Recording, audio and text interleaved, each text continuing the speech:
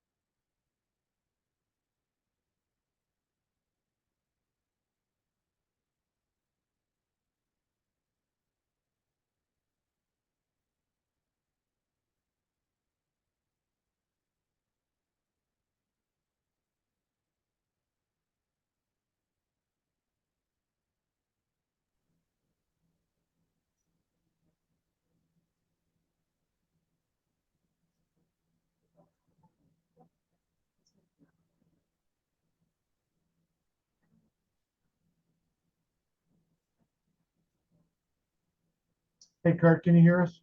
I certainly can. All right. Would you mind saying your last name so we can get it right? Sure. Czarnowski. Or now? Czarnowski. Czarnowski. The C isn't actually silent. C is silent. You're out there.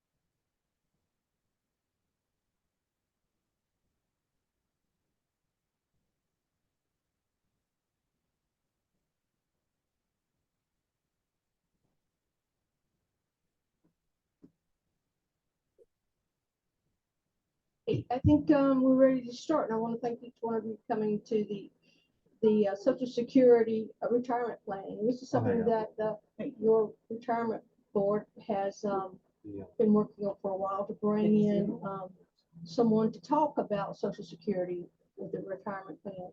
And today you're going to hear from Kurt, and he has been in retirement planning for a very long time. He has his own consulting company for about 13, 14 years. He speaks at the Florida Pension School about, or used to, about every year. So we had the opportunity to meet with him. And I think you'll enjoy hearing him speak today. I do have a bio for him, but I won't take the time to read all of that. I'll share that with you afterwards. You have some handouts with you. About one of them is important Social Security information, and Kurt has provided some of the links to Social Security and the updates for 2023 and what's going on, understanding the benefits, how to create your online account. If you've not, how many have done an online account for Social Security? Great. You don't have to wait. Go ahead and do that. When you can start receiving, I think most of you might have seen that. Talks about Medicare, which is really fun. I'll share it with you. I've been through that for the last 9 months. And it's a lot. And we're also, there's a handout about Social Security and Medicare for 2024 and what has changed. And Kurt's going to go over that. He also has a PowerPoint. I think that's up there. And he's going to talk about that as well. I think we're here for about an hour. There's a microphone on the tables for you to ask questions, or just put your hand up and I'll do, we'll come around. Alice and myself will come around. So without further ado, thank you for being here. I think we have some people on Zoom, and thank you, Jason and Angela, for maintaining the booth that we can get started. Kurt?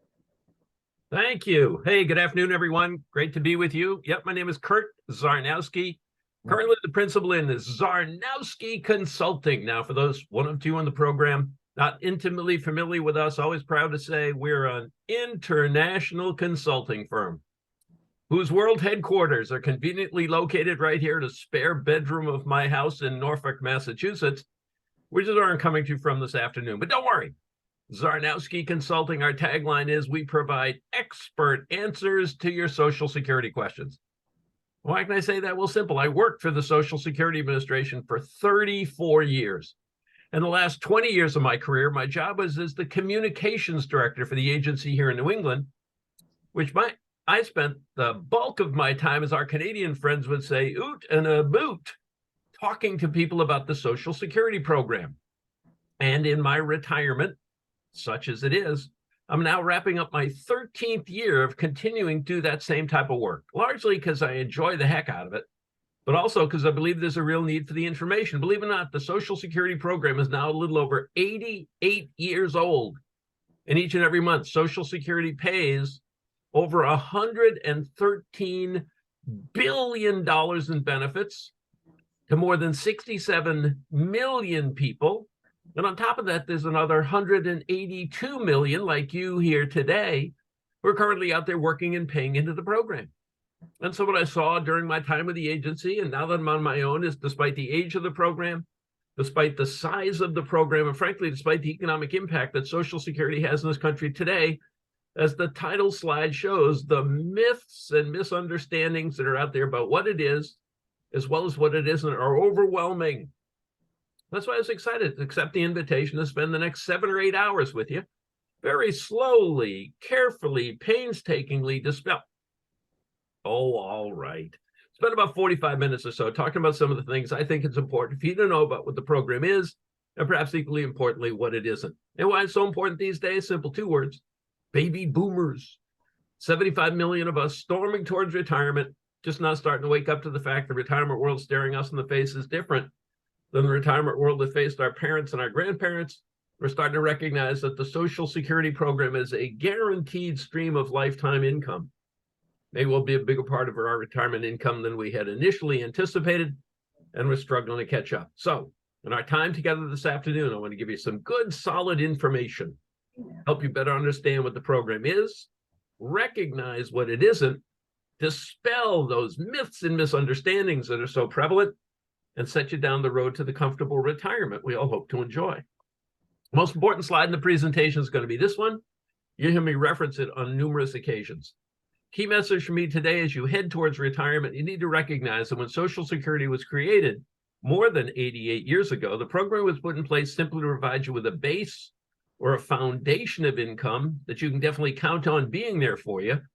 But it's a base of income protection you must take steps to supplement, because it was never intended to be your only source of income in retirement. But unfortunately, these days, about 21% of retiree couple households, the Social Security money they get each month is virtually the only income they have. It's a terrible situation. So how do you avoid that happening to you? Simple: by planning for your retirement. And you'd be commended taking time out of our busy schedule, spending a little time here this afternoon planning for this aspect of retirement. Now, as you may or may not recall, for the longest time, the Social Security Administration tried to play a more proactive role in helping you plan for your retirement.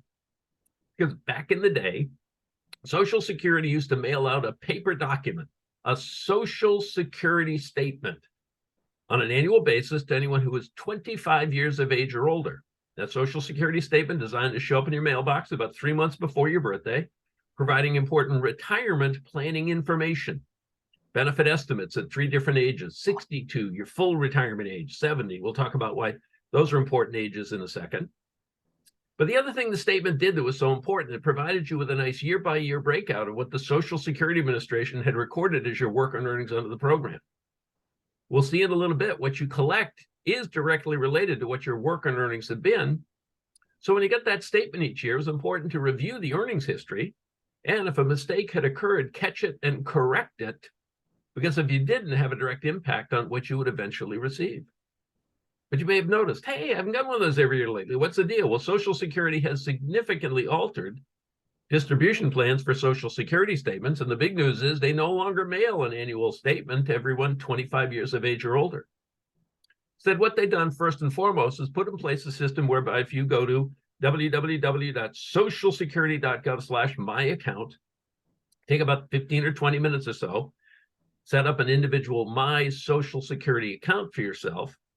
An important byproduct of having that account in place is you'll then be able to download through a secure website a Social Security statement whenever you need one or want one. You're going to meet with someone to do some retirement planning. Being able to bring a current Social Security statement to that meeting is going to make that a more worthwhile exercise. So a homework assignment for me to you today, if you have not yet set up your own My Social Security account, please do so. On that handout with links to publications or instructions on how you can do that. And I think it really makes a lot of sense to do that. Down the road, once you start to collect, a lot of advantages from having that account in place, but prior to retirement, the biggest advantage is that ability to access a current Social Security statement whenever you may need one or want one. So take it upon yourself to do that if you haven't done it yet.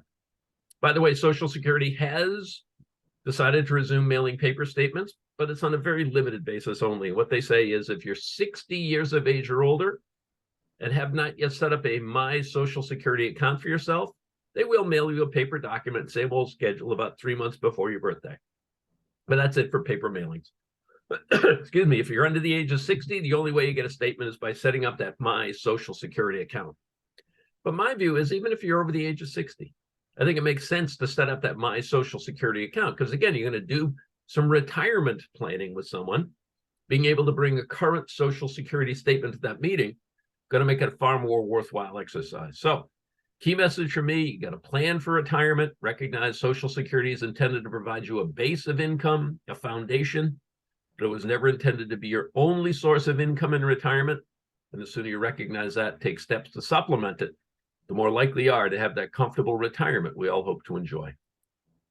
So let's talk about Social Security retirement benefits, because that's, as I travel around the country and talk, wait a minute, who am I kidding? I haven't been traveling anywhere for the past 4 years. I've been locked away here in splendid isolation at the world headquarters of Czarnowski Consulting. But I have been doing some traveling in the past, and I've done webinars. And as I do those sessions, I think the single most frequently asked question by participants has to be, when should I take my money? Most people seem to be interested in that. So understand this. Under the rules of the program, you've got choices and you've got options. What I'll try and do this afternoon is make sure you understand what those choices and options are. In other words, you fully understand what you can do under the program. But I can't tell you what you should do. That's entirely your choice, your decision. After all, you're the ones who worked and paid into the program. I can't tell you what you should do. But my view is, unless and until you fully understand what you can do, you're in no position to decide what you should do. So let's make sure you understand those choices and options so that you're then in a position to make an informed decision about what's best for you and your family. And the place to start is by making sure you know what Social Security calls your full retirement age. Key concept under the program. When Social Security started back in 1935, Congress set full retirement age as the month you turned age 65. It was age 65 for everyone without exception. In fact, continued that way till 1983 when Congress changed the law and increased Social Security full retirement age for anyone born in 1938 or later.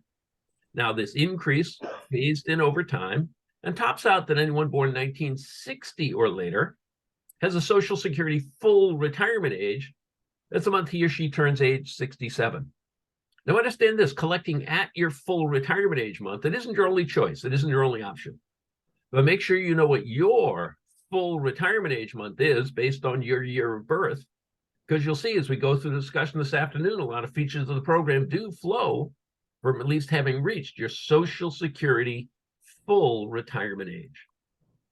But in terms of collecting benefits, you have to start your full retirement age month. That means one thing and one thing only. It means you'll receive 100% of the amount your work and earnings entitle you to collect. And we'll talk in a second how that all gets calculated. But that's what starting at full retirement age means. You get 100% of your benefit. But among the options you have are start collecting prior to your full retirement age month, if that makes sense for you. And on the rules today, earliest you can start to collect is age 62 or at any point in between. But here's the thing. Social Security, as the name implies, is a social insurance program. And Congress has built certain social goals into it. And one is a hope that at the end of the day, based on average life expectancy, you'll end up with roughly the same amount of total lifetime payments, regardless of when you start to collect. And so you opt to start collecting prior to reaching your full retirement age.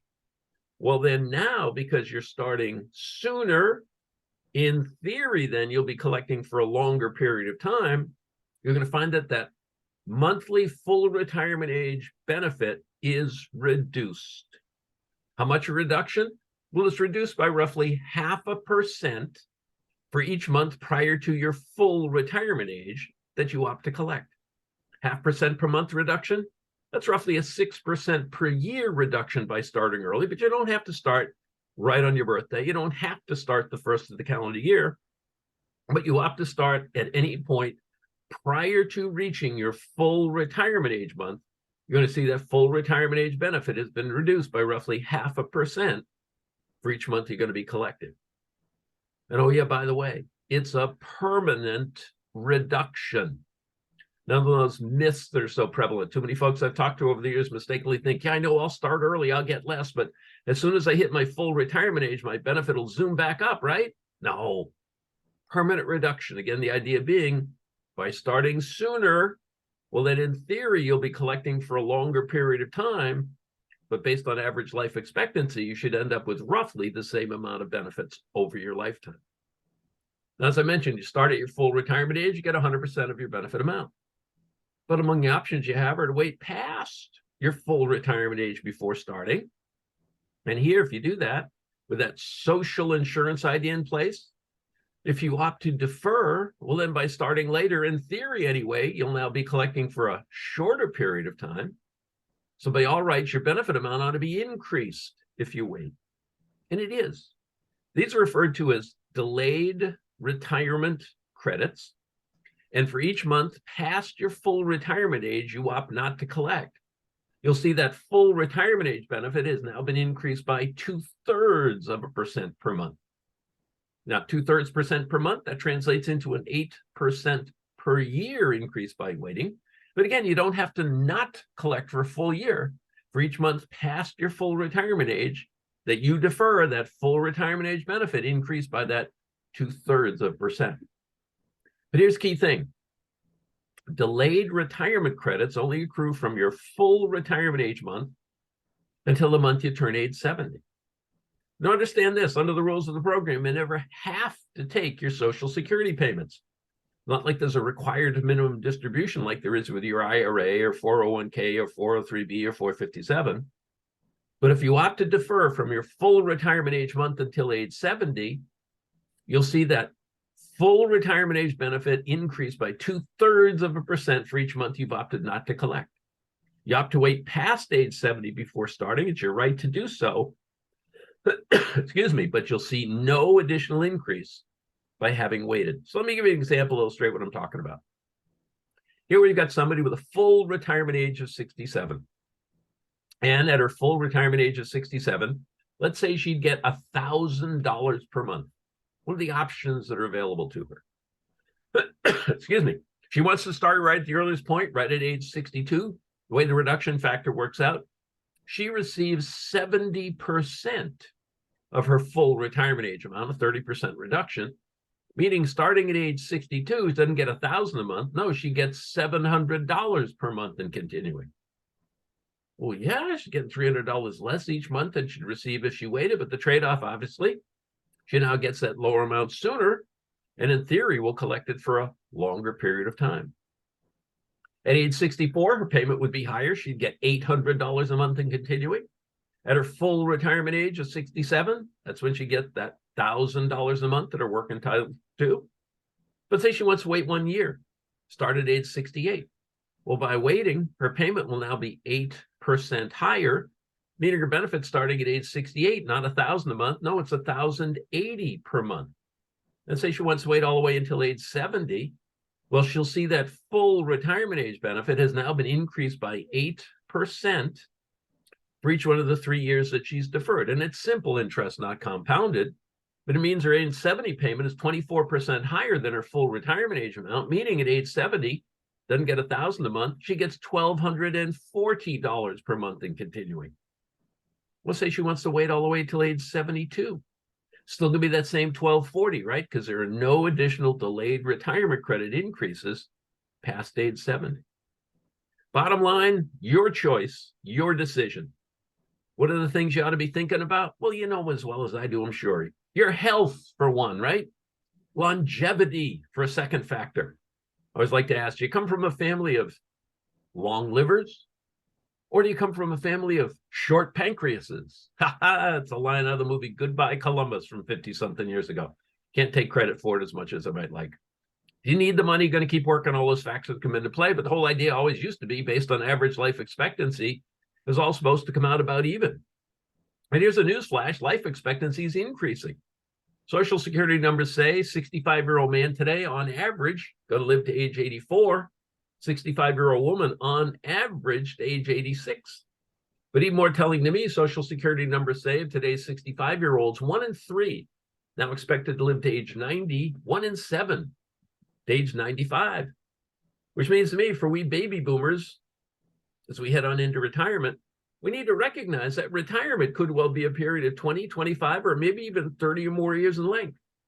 And so for me personally, I tend to think, for most of us boomers, as we head into retirement, if we have any type of pension at all, far more likely to be the defined contribution type, right? 401k, 403b, 457. We're walking out the door, not with a guaranteed stream of lifetime income like you used to get with that traditional defined benefit pension. No, we're walking out the door with a pile of money. So it seems like to me that later in retirement, that pile of money will have diminished. Later in retirement, healthcare costs will almost certainly be higher. So you may have a greater need for a higher monthly income later in retirement than when we make that initial transition. And one way you can help meet that need is by delaying the start of your Social Security benefits. But again, it's not for me to say, it's your choice, your decision, as I said up front. I want you to be making an informed decision, though. And in its simplest form, you start sooner, you get a lower amount for the rest of your life. You wait longer before you start, you get a higher amount for the rest of your life. But when Congress set the reduction rate, increase rate so many years ago, based on average life expectancy at the time, it was all supposed to come out uneven. But these days, because life expectancy is increasing, well, maybe good things come to those who wait. But again, not for me to say, your choice, your decision, but I want you to be making an informed decision about what's best for you and your family. Now, as I talk to folks about retirement, a frequently asked question has to be, well, what if I change my mind about retiring? Do I have any options? The answer is absolutely. You got a couple that you need to be aware of. So you file an application for Social Security retirement benefits. You're 64. 6 months go by. You say, you know, I made a mistake. I don't really want to do this. One of the things you need to understand is that within 12 months of applying for Social Security benefits, you have the right to do what used to be referred to as the Social Security do-over. And basically it entails, technical aspect is called withdrawing your application. You withdraw the application with Social Security. For Social Security to grant that withdrawal request, you do one thing and one thing only. You need to repay the benefits that you would receive. Now, the key thing here is Social Security doesn't charge interest. You only repay the principal. And then once that check clears, it's as if that first application never occurred. You're free to reapply at whatever date may make more sense. And your benefit rate is going to be not the initial application date, but it's the date you reapply. Now, key thing is, again, you have to do this within 12 months of starting to collect benefits.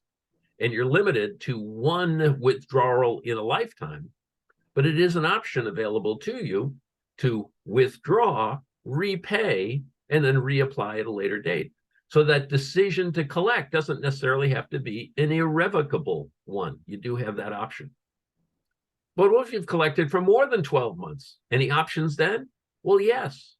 I always like to remind folks that once you have reached your Social Security full retirement age, an option that you have at that point is to request what is called voluntary payment suspension.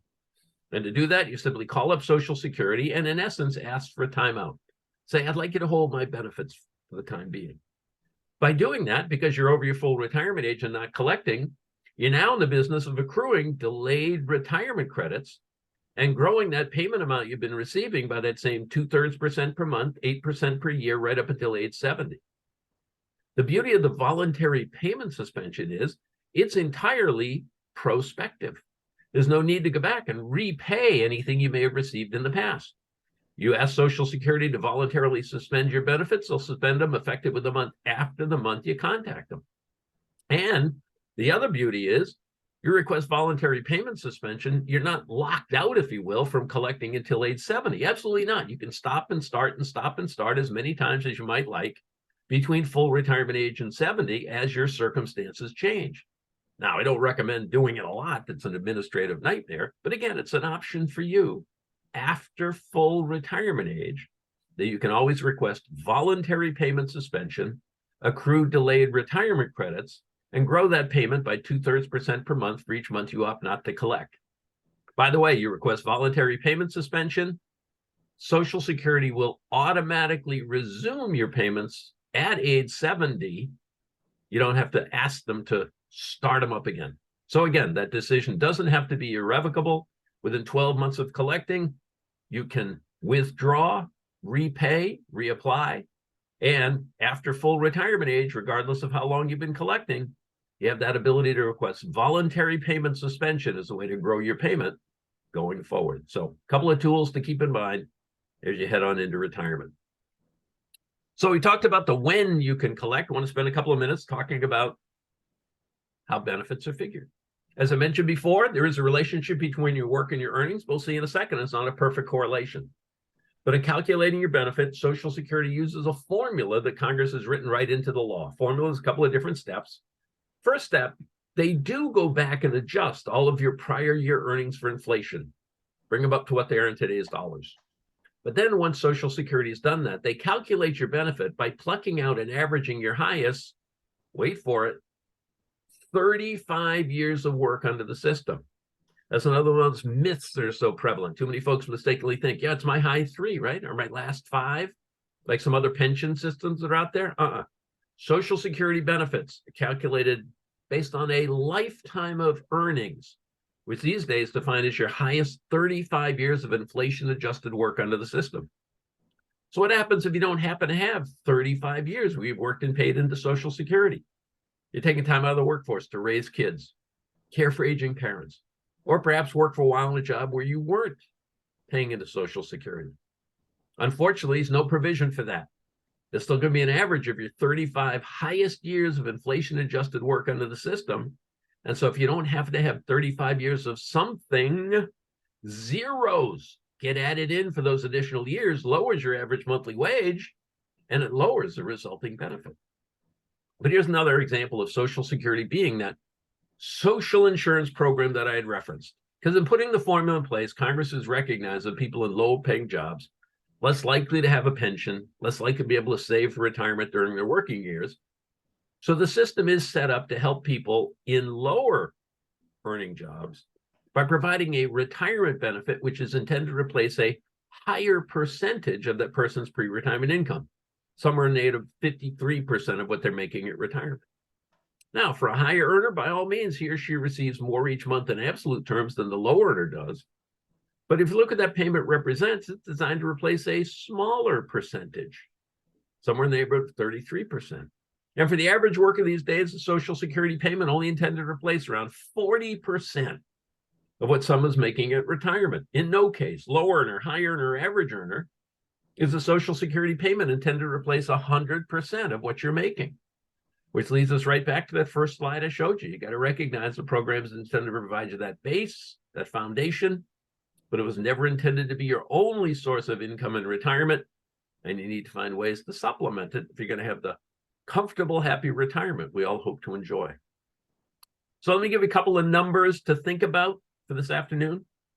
In 2024, this upcoming year, the average Social Security retirement benefit being paid is going to be $1,907 per month. $1,907 per month, which translates into $22,884 per year. That's the average benefit. Then I often get asked, though, is there a maximum payment that Social Security makes? Well, need to qualify it. In 2024, for someone who is at his or her full retirement age next year, and who, for each of the past 35 years, has had earnings at or above the taxable maximum, because that's an important point. Each year, there's a maximum level of earnings that are subject to Social Security tax. This year, for example, you can make $500,000, but you only pay Social Security tax this year in the first $160,200 that you make. So when it comes time to average somebody's earnings, Social Security doesn't average in every dollar. They only average in the earnings that have been subject to Social Security tax. So 2024, someone who then is at full retirement age next year, and who, for each of the past 35 years, has had earnings at or above the Social Security taxable maximum, next year, he or she will receive $3,822 per month, or $45,864 a year. Again, next year, 1907 average, 3822 max for somebody at full retirement age. Good solid base, good solid foundation, but never intended to be anyone's sole source of income in retirement. Oh, by the way, if I'd been given the full 8 hours I was originally promised by Patty, we'd be going through this in excruciatingly painful detail. Now, I realize there may be some folks in the audience who are disappointed by that, maybe some engineers out there. But if you want to learn more about Social Security calculations, benefit computation, Social Security's website has a great deal of information, www.socialsecurity.gov/OACT, OACT, which is an abbreviation for the Social Security Administration's Office of the Actuary. They get a great deal. You all know what an actuary is, right? Actuary is somebody who doesn't have enough personality to be an accountant. Ba-dum-bum. Hey, it's okay. I can tell that joke because Social Security's chief actuary, a guy by the name of Steve Goss, told it to me. All right. So we talked about when you can collect. We talked about how benefits are figured. I want to touch on working in retirement. It's another area people have a lot of interest. And it's also another area, though, where it's important to know what your Social Security full retirement age month is. Because under the rules, if you are under your full retirement age, looking to collect Social Security benefits, but planning to work at the same time, you need to understand that you're limited in how much you can earn before it begins to impact your ability to collect. Next year, for example, under full retirement age, you're allowed to make up to $22,320 without any loss of benefits whatsoever. Under that, you collect full Social Security payments every month of the year. Now, you make above that, doesn't mean you can't necessarily collect, but Social Security is required to hold back $1 in benefits for every $2 that you're over the threshold. So depending on how much you're making, you may not be able to collect even if you want to. So what counts towards that $22,320? Two things: wages and or net income from self-employment. In other words, earned income only. That whole wide world of unearned income, like a VA benefit, General Motors pension, 403B distributions, bank interest, dividends, none of that counts. Earned income only. But the great news is, from the month you reach your full retirement age on, though, there's no longer any earnings limitation imposed whatsoever. And from your full retirement age month on, you can work and earn as much as you'd like and collect full Social Security benefits at the same time. Now, I don't know how many times I've been asked the question, hey, Kurt, I'm retired, collecting Social Security, but I'm thinking about going back to work. But if I'm retired, I don't have to pay Social Security tax on my earnings, do I? If you're in a job covered by Social Security, you will absolutely pay Social Security tax on those earnings, which is good news for the folks at Social Security because they can certainly use the money these days. But there's potentially good news for you. As I mentioned, your benefits calculated by averaging your 35 highest years of work under the system. And the good news is that you're high 35 regardless of when they occur. It isn't necessarily your first 35, it isn't necessarily your last 35, it isn't even necessarily 35 consecutive years. So even if you're retired, you get back to work in a job covered by Social Security. At the end of the year, you file your tax return. Well, Social Security will automatically do a match each year. They'll compare that new year of earnings with the lowest of the 35 that they had been using up until that point to calculate your benefit. And if your new earnings are higher than the lowest of the 35, well, they drop out the low year, plug in the new year, and it results in a benefit increase for you going forward. And this ability to increase your payment through additional work, it continues forever. Delayed retirement credits, that bump because you haven't collected, yeah, those stop at age 70. But no matter how old you are, if you're working, paying into the system, and your earnings are higher than the lowest of your 35 years, well, you're going to see a benefit increase as a result. And that's done automatically, generally September or October of each year. And any increase that's due you is retroactive.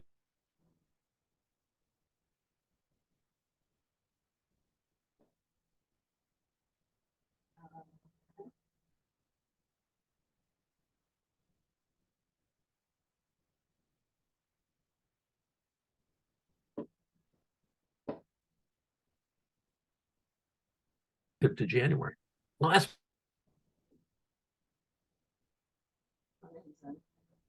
You're mute. You keep on coming out of mute.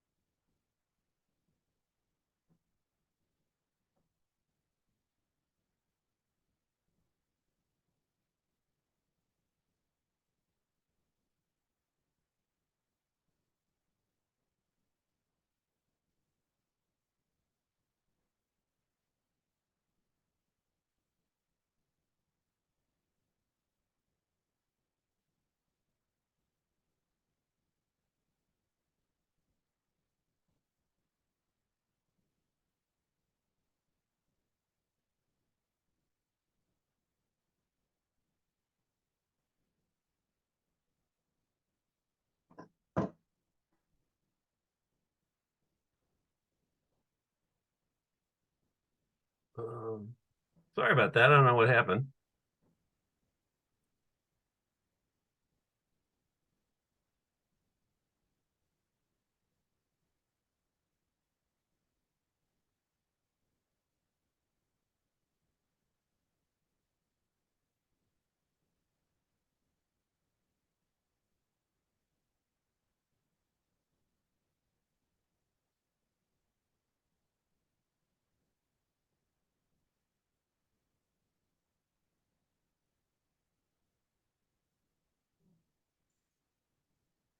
All right. Hopefully we're back. So I've talked about when you can collect. We talked about how benefits are figured. We talked about work and earnings. I want to spend a couple of minutes talking about spousal benefits, divorce spousal benefits, and then move into a discussion of survivor benefits under the program. A lot of interest in those. Social Security spousal benefits. Now, for those of you who've been paying attention, reading lately, may remember that over the course of the past 10 or 15 years or so, there have been a lot written about a number of esoteric Social Security claiming strategies that were all the rage. You may have read about things like file and suspend, or claim some now, claim more later, or file a restricted application. All of these esoteric claiming strategies were ways that couples could optimize Oh no, what's going on? by utilizing spousal benefits. Well, frankly, all of these strategies were great deals. In fact, they were all such great deals that Congress decided to eliminate them. And so we're back and talking about spousal and divorce spousal benefits to the basics. And what are the basics? Well, one of those strategies, the claim some now, claim more later strategy, said that if you were at full retirement age, one of the options you had then was to take just the spousal benefit, receive 50% of your spouse's payment while deferring collection of your own. It was a great deal because you'd be paid something while at the same time your own benefit was accruing delayed retirement credits and growing. Now, the key thing was if you were under your full retirement age, that wasn't an option. You always had to take your own retirement benefit first. You didn't have the option of just taking the spousal benefit and deferring collection of your own. Well, the change in the law basically eliminated that ability to take just the spousal benefit and defer collecting your own. So now you go to Social Security, you're always required to take your own retirement benefit first. At that point, Social Security will investigate whether you may be eligible for some type of Social Security spousal benefits. And they do that by comparing your own full retirement age amount to 50% of your spouse's full retirement age amount. And if your own full retirement age amount exceeds 50% of your spouse's, well, that's all you collect, because it's one amount to the other, whichever one is higher. But if your own benefit is less than 50% of your spouse's full retirement age amount, well, you take your own and then are given some additional money on top of that, bringing you up to that 50% of your spouse's full retirement age amount. Again, it's one amount to the other. You don't get both at once. But the key thing is, in order to receive that additional spousal portion, your spouse must actually be collecting his or her own retirement benefit. Because until your spouse begins collecting, you can only collect based on your own work record. But again, you take your own first. If your spouse is collecting and your full retirement age amount is less than 50% of your spouse's, well, you get your own plus some additional money on top of that. And if you start right at your full retirement age, that's when you get exactly 50% of your spouse's full retirement age amount. But you start sooner than that, benefits reduce. Same way your own retirement benefit is reduced. And spousal benefits can be paid as early as age 62, just like retirement benefits. Now, what about benefits to divorced spouses?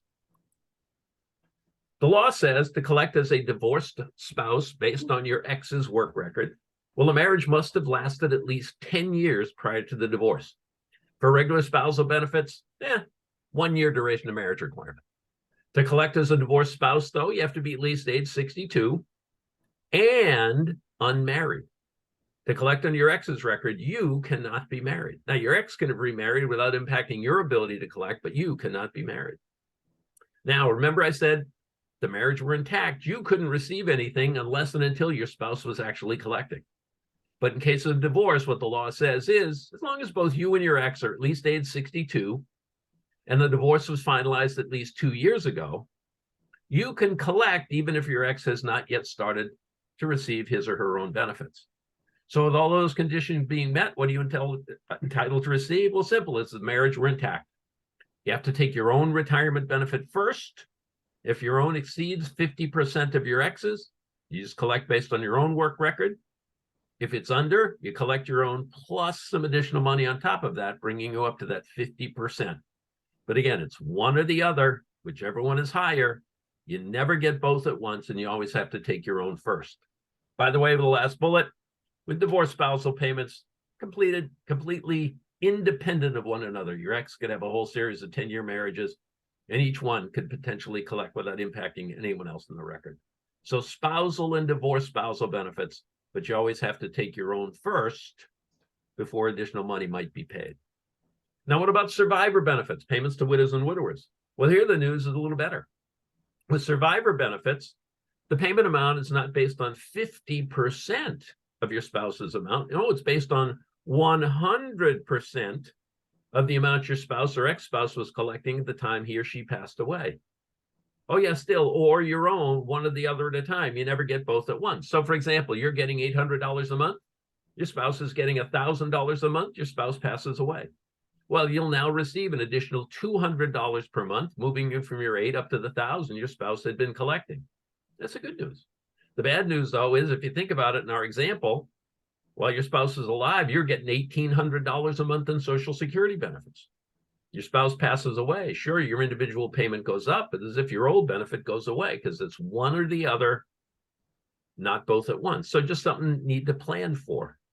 The other thing to keep in mind is this. So your spouse, full retirement age, 67, full retirement age benefit, 1,000, but your spouse waited until age 70 to start to collect. So at the time he or she passed away, they were getting $1,240 per month. Well, the better news for you now is your own $800 benefit increases past the 1,000 all the way up to the $1,240 your now deceased spouse had been collecting. So just keep this in mind in deciding when to start to draw your own retirement benefit. Just remember, by opting to wait, not only is your own payment higher once you start to collect it, but it means any survivor benefit that could be paid upon your passing going to be higher as well. Survivor benefits can be paid a little bit sooner, as early as age 60, but the same concept holds. You start prior to full retirement age, you get a reduced amount. But the last bullet is a key one to differentiate survivor benefits from spousal and divorce spousal benefits. As I said, with spousal benefits, divorce spousal benefits, you always had to take your own. But with survivor benefits, it is possible to sequence the collection. Now, what do we mean by that? So, for example, you could be a widow at age 60. You could collect, and then at your full retirement age, switch over and begin to collect your own retirement benefit. And the reverse could be true. You could take a reduced retirement benefit and switch over to a full survivor benefit at a later date. Key thing is you're collecting one amount at the other time. You don't get both payments at once.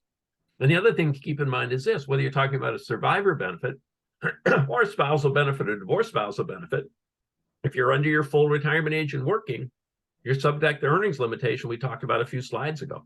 So you're a widow at age 60, making $500,000 a year. You're not going to be able to collect, not because you're not a widow, not because you're not old enough, but while you're working under full retirement age, you're subject to that earnings limitation. So in terms of sequencing the collection, just be aware that's an option. The folks at Social Security can run the numbers for you and help you decide what may be the best path to take. But that is a difference between spousal benefits and survivor benefits.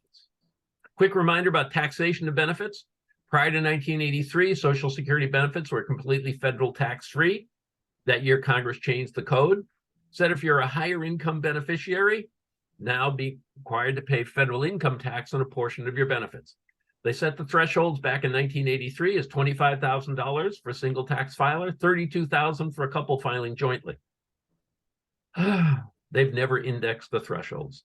So here we are, 2003. If you're a single tax filer, you have something called modified adjusted gross income, which consists of your adjusted gross income plus 50% of your Social Security benefits plus tax-free interest. If that exceeds $25,000 for a couple filing jointly, those three things add up to more than $32,000. That depending on how much more you have above those thresholds, be required to pay federal income tax on up to 85% of the benefits that you would have received in the prior year. 15% always federal tax-free, but up to 85% now going to be subject to federal income tax.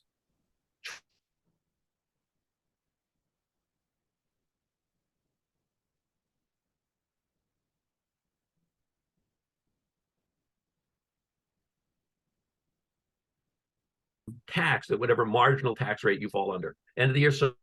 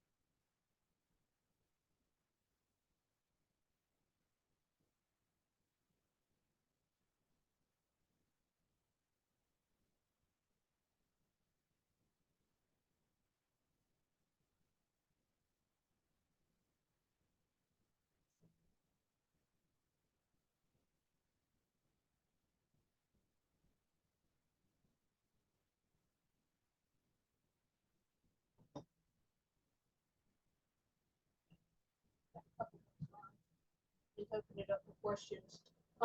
But let me just go back to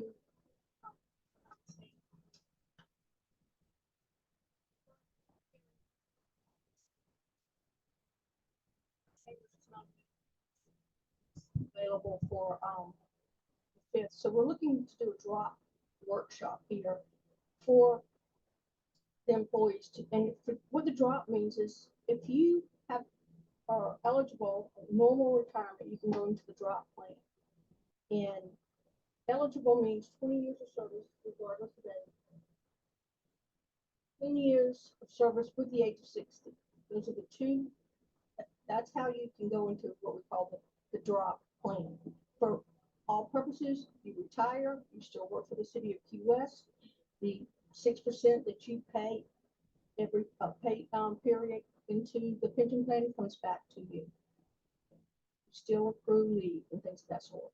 Well, I have a drop sheet for the facts that we'll hand out to you. And who, any questions you have at that time or before, just send us an email and I'll share that with you. We're into Am I back? Yes, you are, Kurt. Good. Sorry about that. I don't know what's going on. But we're close to the end. So you've reached the end of your rope. You've decided I'm going to retire June 30th of 2004. And I want to start to collect my Social Security benefits effective with the month of July 2024. Well, what do you do?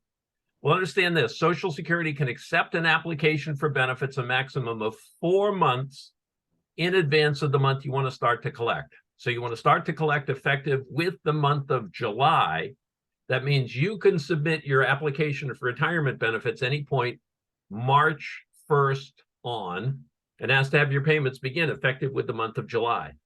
So how do you apply? Well, you get some options. To me anyway, the simplest, easiest, most convenient is to use Social Security's online retirement application, accessible at www.socialsecurity.gov. Take about 20 minutes from the comfort and convenience of your own home, stopping and starting day or night as you see fit. Now, to use that online application, though, you do need to have established a My Social Security account for yourself in advance. So another reason why, if you haven't done it yet, please do so now. Also, as a reminder, every online application that gets submitted is reviewed by a human being. A lot of people say, well, what if I make a mistake? Understand this. That's why they ask for contact information on the application form. If there are questions, they're going to get back in touch with you and get those straightened out. So filing online, to me anyway, simplest, easiest way to go. But you're not comfortable doing that, you don't want to do that, call up Social Security, just set up an appointment. You can have an appointment for an in-person visit at a local office or do the application over the telephone. Your choice. But again, online application, in person or over the telephone. But just a couple of quick reminders on the practical side of benefits. Social Security payments go out 1 month in arrears. So you want to start to collect effective with the month of July. You'll see that first payment in August of next year because your July payment is sent to you in August. But wait, there's more. Back in the day, Social Security used to pay everybody on the 3rd day of the month.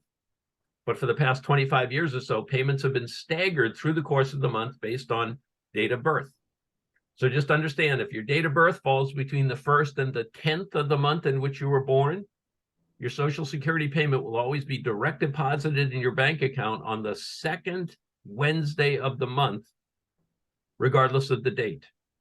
If your date of birth is between the 11th and the 20th of the month in which you're born, payment always direct deposited on the 3rd Wednesday of the month. And if your date of birth falls between the 21st and the end of the month in which you're born, you'll always have your payment direct deposited on the 4th Wednesday of the month. So you're retiring June 30th. You want to start to collect effective with the month of July, but your birthday is the 28th. Just understand, you'll receive that first Social Security payment on the 4th Wednesday of August. So just something you need to plan for. This is built-in lag of 1 month, which can be exacerbated depending upon your date of birth. Just something you need to plan for. All right, like Lady Godiva, I must come to my close. Oh, come on, that's a funny line.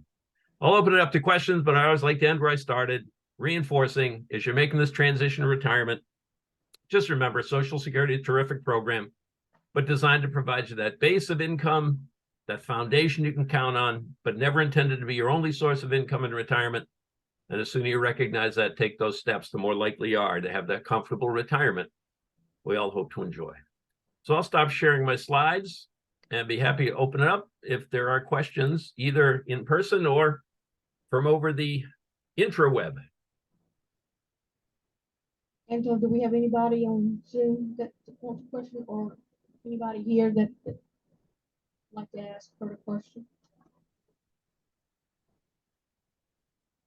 While you're pondering, let me just offer, we've talked about a lot of things. Your heads may be spinning.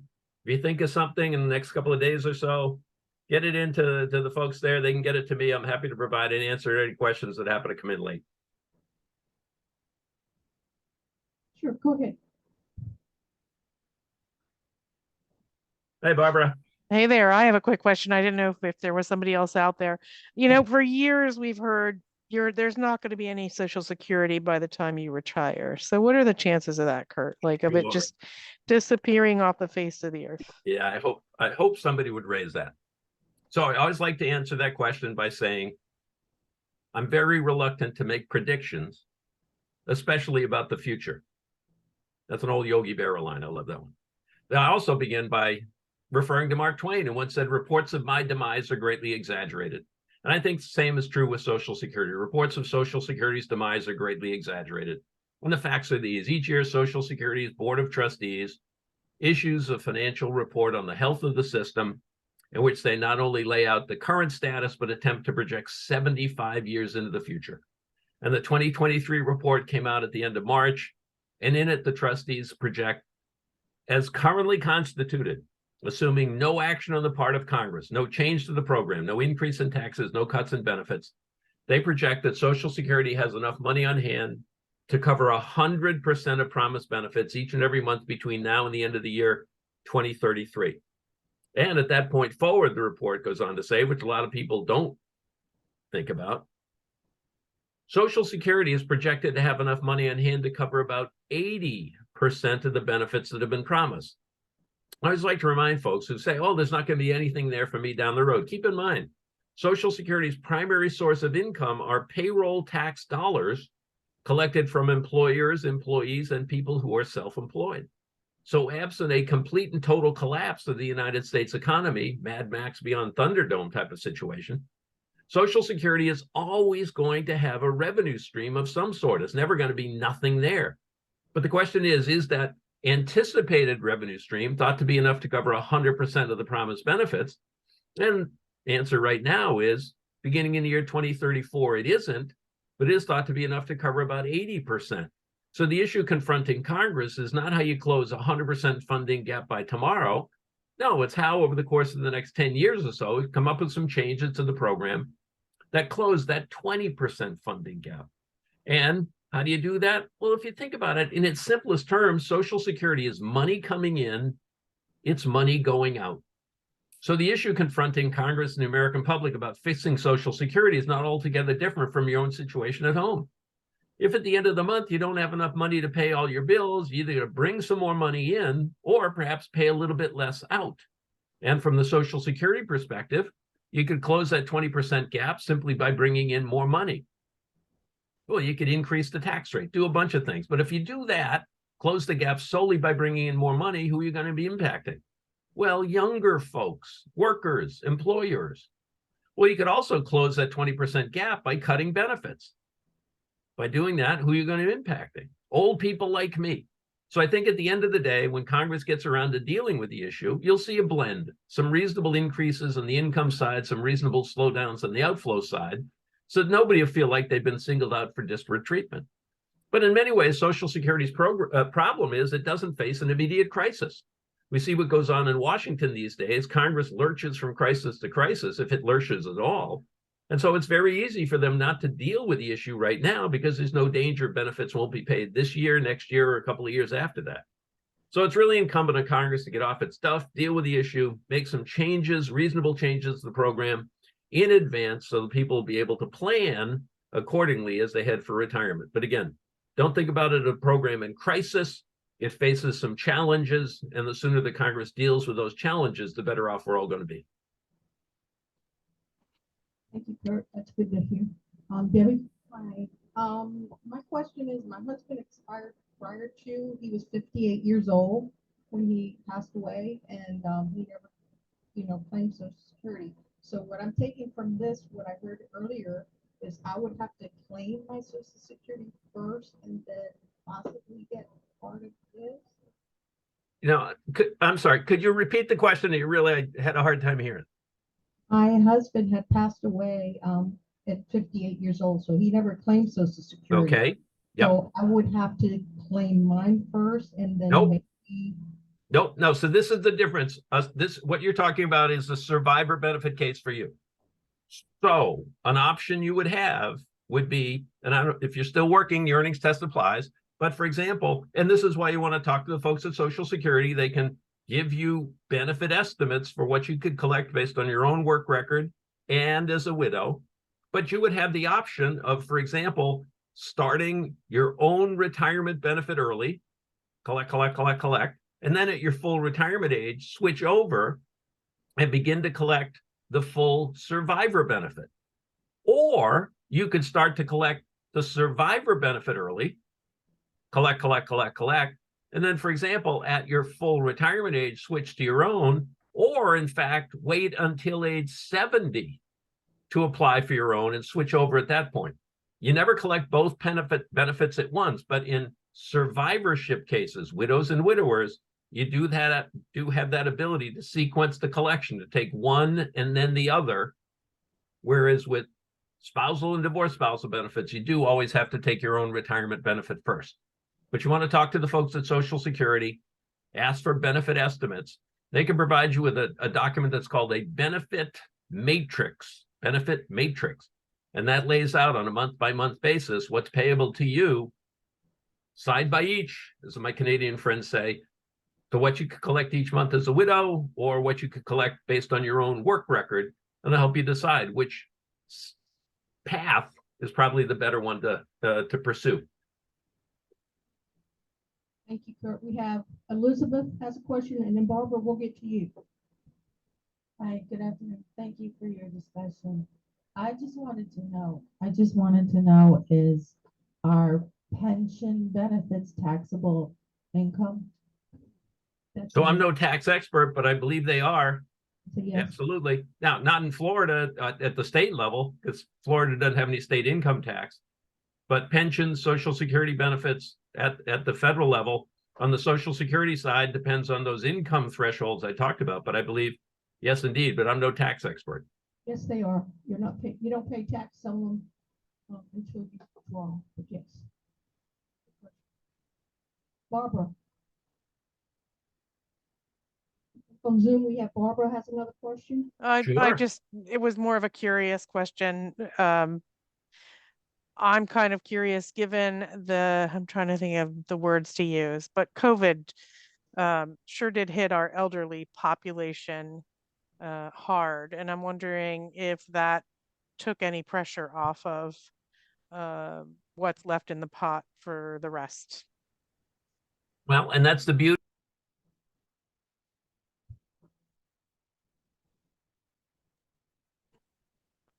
I didn't mean to mute you. I was trying to mute me. Okay. That's the beauty of each year having the Social Security trustees report on the health of the system. And they have incorporated changes to the financing as a result of COVID. Now, sure, you had a whole bunch of people who had passed away prematurely, but at the same time, you had people who weren't working as much, so that the income, and so basically it turned out to be a wash. COVID turned out to be a wash in terms of real major impact on the long-range financing of the system. Sure, there are a number of people who weren't able to collect perhaps as long as they might have been anticipated collecting, but also because of the fact there were a lot of people out of work. At the same time, there wasn't as much revenue coming into the system. So COVID proved to be a wash in the overall scheme of things. Thank you, Barbara. Thank you, Kurt. Any more questions from Zoom, Angela? We're good? Barbara. Sorry, can't see that far. I was just saying thank you, or giving him the thumbs up. That's all. Well, thank you very much. Anyone else? Have your questions been answered? It is anyone? Bueller? Anyone? I think go ahead. Kathy's gonna ask one more question. Put it up close. Late to the game here. No, I was just curious when I went through drop with FRS with the county, and when I did my calculations, we were surprised because I had a full-time job with FRS with the state at the state attorney's office, and then I worked part-time for the public defender's office, which is also state.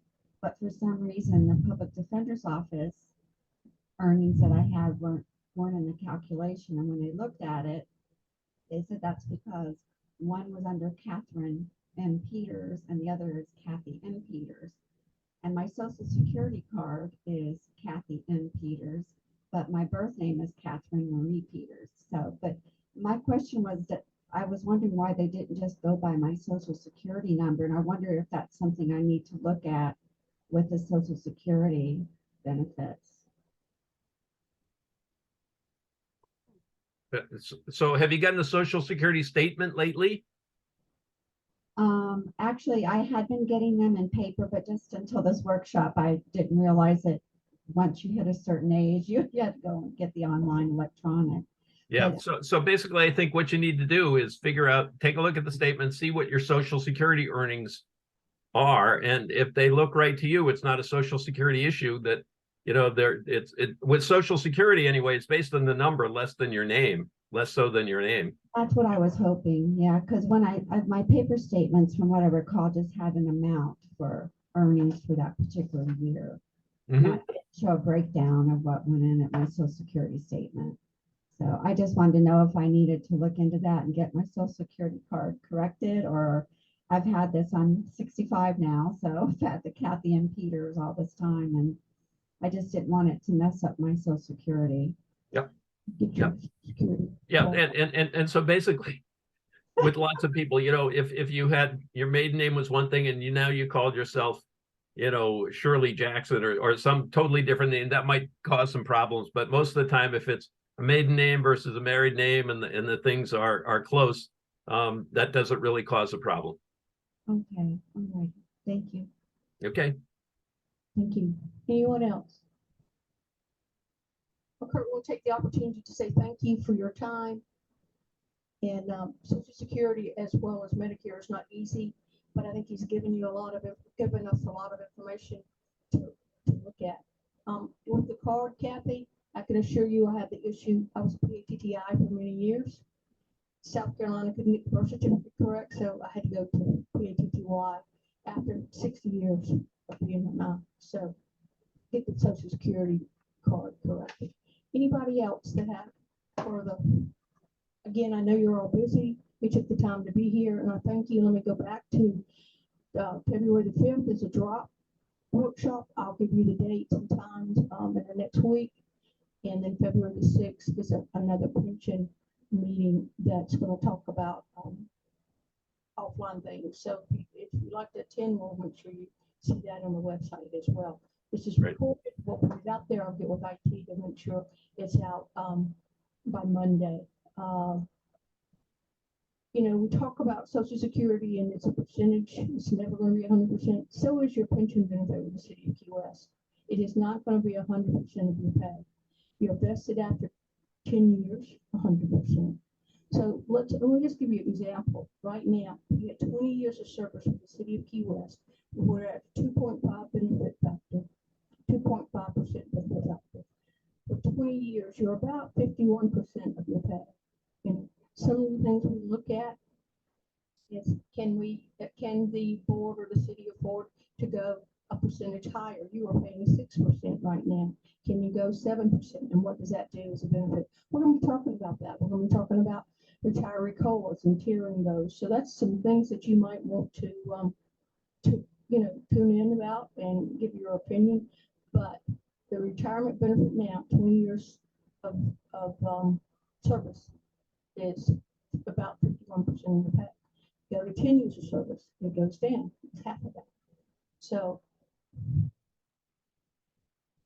you have, it is for your lifetime. You have options. You'll come see me and you'll go, okay, I want to leave something to my spouse or someone, because you can pick.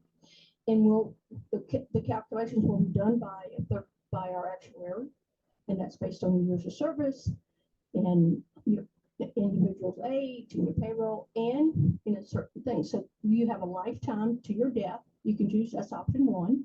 You can also choose 100% to your whomever when you die. Of course, that benefit goes down. And then you can choose 50% or 75. And we have a conversation about that. So if you're thinking about retirement, reach out. We'll talk about that and how we can discuss when you're ready and what you must do to get prepared. I always say, if you're ready to talk to a financial advisor. Make sure you understand what you're getting into. Somebody asked the question, is it taxable? Yes, your pension, you know, if it says I'm $1,500 a month, you've got to have taxes taken out of that. That's just the way it works. So love to have the conversations. If you have any questions of me, let's chat before we take off. Thank you very much.